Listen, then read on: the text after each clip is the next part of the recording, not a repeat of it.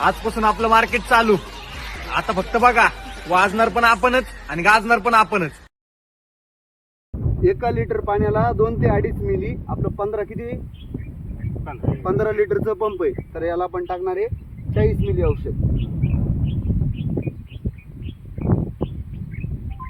म्हणजे का हे 20 मिली.